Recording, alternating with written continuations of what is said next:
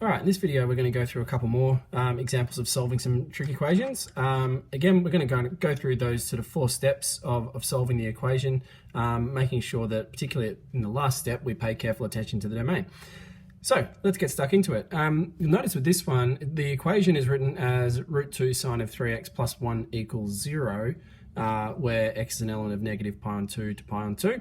So we've got our domain there, which we'll factor in a little bit later, but there's actually a little bit of work to do initially with this equation here. We usually like our equation to be, sine of an angle equals or cos of an angle equals. So we're going to do a couple of rearranging steps here. Firstly, we're just going to take that 1 over to the other side.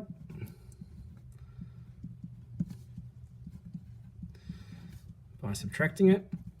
And then we're going to divide both sides by root 2.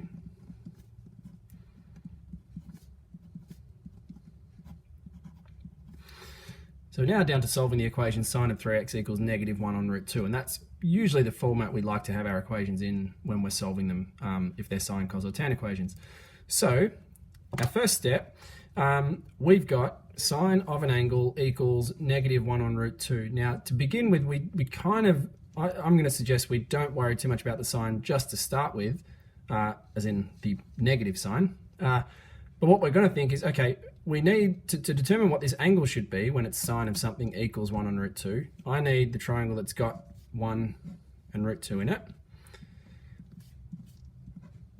which is my 45 degrees or pi on 4 triangle. And so, with this triangle, it doesn't really matter too much, but if 1's the opposite and 2's the hypotenuse, well, whichever angle we use, we're going to get pi on 4, aren't we? So what we know is that our base angle, our first quadrant angle,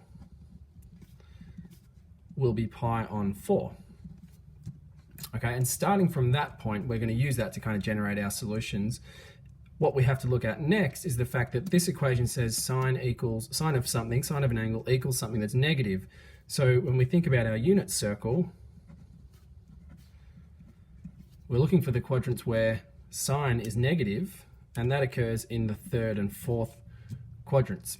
So our initial solutions are going to come from looking at the 3rd quadrant and the 4th quadrant. So we're going to say now that our angle, which is 3x, I'm going to start with the 3rd quadrant solution. 3x must equal pi plus our base angle, so pi plus pi on 4. Okay, and if we work our way through that, well, that's going to give us 3x equals 5 pi on 4, and dividing both sides by 3, or maybe think of it as multiplying both sides by a third, we get x equals 5 pi on 12. From our 4th quadrant, because we said that's where another solution is, we're going to think of it as the angle, which is 3x. The angle equals, now in the 4th quadrant, we think of it as 2 pi minus our base angle. So 2 pi minus pi on 4. And so that's really 8 pi on 4 minus pi on 4. That's 7 pi on 4. Multiply both sides by a third, and you get 7 pi on 12. So we've got 2 solutions here, or 2 potential solutions, I should say. X equals 5 pi on 12 and x equals 7 pi on 12. Our last step is to add or subtract the period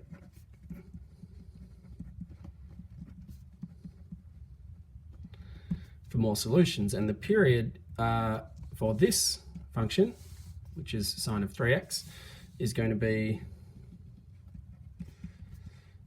as always, 2 pi on n, but in this case that's 2 pi on 3. And given that my solutions, or initial solutions, are both over 12, I'm going to rewrite that as 8 pi on 12, because it might just help me add or subtract it to those answers. Okay, now, this is where we need to factor in what our domain was as well. So our domain is x is an element of negative pi on 2 to pi on 2.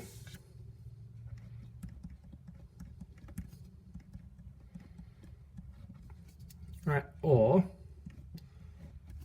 sorry, writing off camera there, or Again, everything's over 12 at the moment, so we could also just think of that as negative 6 pi on 12 to 6 pi on 12, which tells me a couple of things. It tells me, one, straight away, 5 pi on 12 is a solution that's inside our domain. 7 pi on 12 is not, so that's actually not going to be one of our final answers, but we still needed to know that because we might use that to generate other solutions.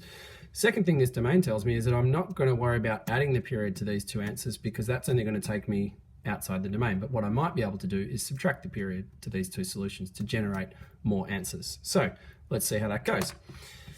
Let's start with x equals 5 pi on 12, and we're going to subtract the period, which was 8 pi on 12. So that then gives me negative 3 pi on 12. And obviously can go a step further with that one and make that negative pi on 4. But from negative 3 pi on 12 and comparing that back to the domain, I know that that's inside my domain, so that's going to be another solution that'll count. Looking at negative 3 pi on 12, if I was to go back and subtract another period, well, that would give me, I can do that in my head, that's going to give me negative 11 pi on 12, and that's outside the domain, so I'm not going to subtract any more periods from this solution. The other answer that we had was x equals 7 pi on 12, and if we subtract period from this answer, we're going to get pi on 12. Okay, and that's inside the domain as well, so we're going to keep that as a solution. Again, you might check in your head, can I subtract the period again from that? And so, oh, hold on, what have I done here? Nope, sorry, I've subtracted the wrong. And fix that. As you know, when us maths teachers make mistakes, it's deliberate to make sure that you're paying attention. That should have been minus 8 pi on 12, which is going to give me x equals negative pi on 12. Sorry about that.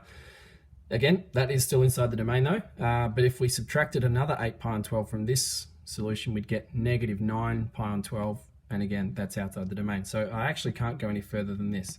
Now, again, looking at my working here, I've got two solutions down here, two solutions up here, and a lot of other stuff going on, so I'm just going to write my final answer nice and clear. Our answers were negative pi on 4, negative pi on 12, 5 pi on 12, and 7 pi on 12. All right, so anyone who's marking my work knows there's my final answers, and they can correct that nice and easily and hopefully give me full marks.